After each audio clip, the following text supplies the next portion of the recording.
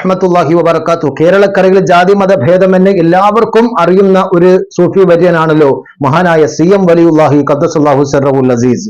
മഹാനവറുകൾ അള്ളാഹുവിന്റെ വിലായത്ത് ലഭിച്ച വലിയ മഹാനാണ്, അതിലാർക്കും തർക്കമില്ല. പക്ഷേ ഇന്ന് ചില ആളുകൾ അദ്ദേഹത്തെ പടച്ചവനാക്കിയിരിക്കുന്നു.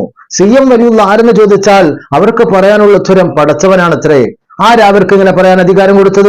ആരായി അവരെ അംഗീകരിക്കുന്നത്? കള്ള ത്വരീഖത്തിന്റെ വക്താക്കളാണ് ഇതിന്റെ പിന്നിലുള്ളത്. ഒരിക്കലും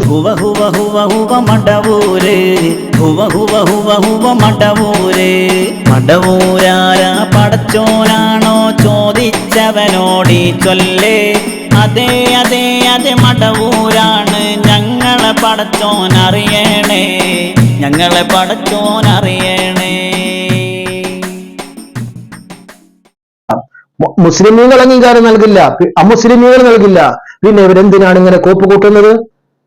മുസ്ലിം നാമധാരികളാകുന്ന ചില ആളുകൾ മറ്റുള്ളവരെയൊക്കെ പറയിപ്പിക്കാൻ വേണ്ടി പടച്ചവരാണത്രേ. CM വലിയത് എങ്ങനെ പടച്ചവരാകുന്നത്?